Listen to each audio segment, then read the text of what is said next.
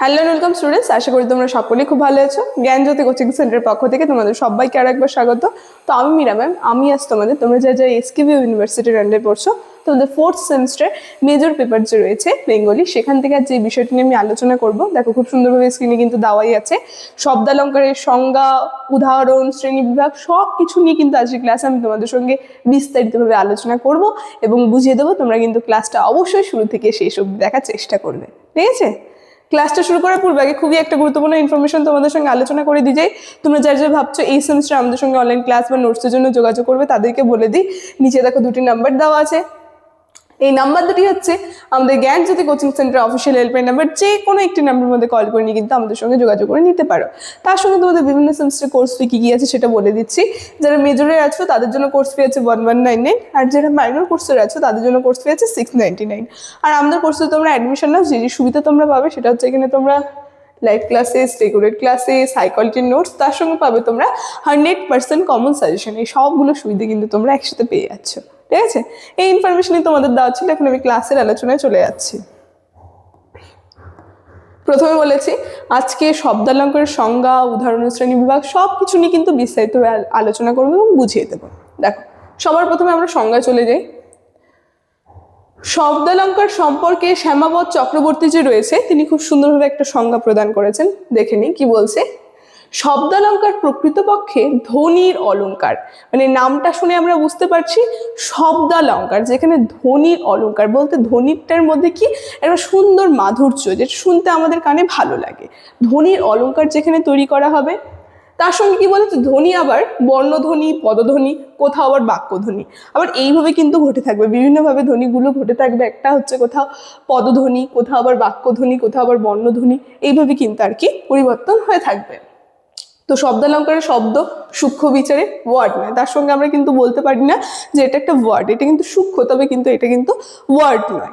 কি বলছে, এটা বোঝা যাচ্ছে যে বর্ণধ্বনি, পদধ্বনি, কোথাও বাক্যধ্বনি দিয়ে যে অলঙ্কার গড়ে ওঠে তাকে শব্দালঙ্কার বলে। খুব সুন্দরভাবে এখানে বলে দিয়েছে, একটা সংজ্ঞা কিন্তু প্রদান করেছে যে শব্দালঙ্কার কাকে বলে। যেখানে আমাদের কি শুনতে যে ধ্বনিটা যে হয়, বলতে শব্দ যে ধ্বনি হয় সেটা আমাদের কানের কাছে এসে পৌঁছায় এবং শুনতে আমাদের মধুর লাগে। এইভাবে যখন বিভিন্ন বর্ণধ্বনি, পদধ্বনির মাধ্যমে, বাক্যধ্বনির মাধ্যমে যে অলঙ্কার তৈরি হচ্ছে সেটাকে কিন্তু বলা হয় শব্দালঙ্কার। খুব সুন্দরভাবে এখানে সংজ্ঞাটা দেওয়া আছে, তোমরা দেখে নেবে। যেমন এখানে উদাহরণ দিয়ে দিয়েছে, কি বলছে, কুলায় কাঁপিয়াছে কাতর কপত, ঠিক আছে? এই যে বাক্যটা, এটা কিন্তু শব্দালঙ্কারের উদাহরণ। কি করে দেখো, এখানে ক যে রয়েছে, এই কটা এখানে আমরা দেখবো বর্ণধ্বনি ঘটেছে, ঠিক আছে? এই অলঙ্কারটার মধ্যে বর্ণধ্বনি ঘটেছে। যেমন কটা দেখবে 4বার কিন্তু এই যে বর্ণ রয়েছে, ক ব্যঞ্জন বর্ণটা, এটা কিন্তু উচ্চারণ হচ্ছে। যেমন বলেছে কুলায় কাঁপিয়াছে কাতর কপট, এই যে শব্দের মাধ্যমে যে আমাদের একটা কানে একটা ধ্বনি মাধুর্য তৈরি হলো, সেটাই কিন্তু বলা হয় শব্দালঙ্কার, ঠিক আছে? আর এই লাইনটি কিন্তু রবীন্দ্রনাথের লেখা যে একটা কাব্য, সেই কাব্যের অংশ থেকে কিন্তু আমরা দেখবো 4বার ধ্বনিটা উচ্চারণ হয়ে, যেখানে বর্ণধ্বনির মাধ্যমে কিন্তু এই শব্দালঙ্কারটা তৈরি হয়েছে, ঠিক আছে?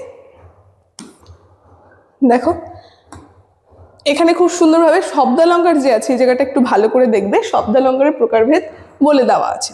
আমরা দেখবো এই যে শব্দালঙ্কার যে আছে, এই শব্দালঙ্কার মূলত 5 প্রকারে বিভক্ত করা হচ্ছে, 5টি ভাগ রয়েছে। তাদের কিন্তু আবার উপবিভাগগুলো আছে, একটা সুন্দর ছকের মাধ্যমে কিন্তু এখানে বলে দিয়েছে, যেখানে একটা চার্টে আর কি খুব সুন্দরভাবে কিন্তু বলে দিয়েছে যে শব্দালঙ্কার বিভিন্ন প্রকারভেদ এবং তার যে উপবিভাগগুলো রয়েছে। দেখো সর্বপ্রথমে চলে যায় শব্দালঙ্কারে। কি বলছে, এই শব্দালঙ্কারে 5 ভাগে বিভক্ত করা হচ্ছে। প্রথমে রয়েছে অনুপ্রাস, তারপরে রয়েছে শব্দশ্লেষ, তারপরে রয়েছে পুনরুক্ত বদাভ্যাস, তারপরে রয়েছে যমক, তারপরে রয়েছে বক্রোক্তি। তো প্রথমে তারপরে অনুপ্রাস যে আছে, এই অনুপ্রাসের যে উপবিভাগগুলো আছে, কি বলছে, শ্রোতানুপ্রাস, অন্তানুপ্রাস, বৃত্তানুপ্রাস, ছ্যাকানুপ্রাস, লাটানুপ্রাস, শ্লেষ আর কাকু, লাটানুপ্রাস অব্দি, ঠিক আছে? এই শ্লেষ কাকু হচ্ছে বক্রোক্তির। দেখো তারপর কি রয়েছে, শব্দশ্লেষ। এই শব্দশ্লেষকে আবার 2টো ভাগে বিভক্ত করা হচ্ছে, যেখানে একটা রয়েছে সভঙ্গ আর একটা রয়েছে অভঙ্গ। তারপর কি রয়েছে পুনরুক্ত পদাভ্যাস, এর কোনো উপবিভাগ নেই। তারপরে রয়েছে যমক, যমকের আমরা দেখবো 4টা ভাগে বিভক্ত করা হচ্ছে আবার একে, যেখানে রয়েছে আদ্য, মধ্য, অন্ত, সর্ব। তারপরে লাস্ট রয়েছে বক্রোক্তি, বক্রোক্তির 2টা ভাগ আছে, একটা হচ্ছে শ্লেষ আর আরেকটা হচ্ছে কাকু। এইভাবে কিন্তু বিভিন্নভাবে যে আর কি 5টা ভাগে বিভক্ত করা হচ্ছে এবং তার কিন্তু বিভিন্ন উপবিভাগগুলো রয়েছে। খুব সুন্দরভাবে কিন্তু একটা আর কি চার্টের মাধ্যমে কিন্তু বুঝে দিয়েছে, এখানে তোমরা দেখে নিতে পারো। আচ্ছা, খুবই একটা সংক্ষিপ্ত ক্লাস নিয়ে কিন্তু আলোচনা ছিল আমার বিষয়। আচ্ছা, ক্লাসের আলোচনাটি আমি এখানেই শেষ করছি। ভিডিওটি শুরু থেকে শেষ অবধি দেখার জন্য থ্যাংক ইউ।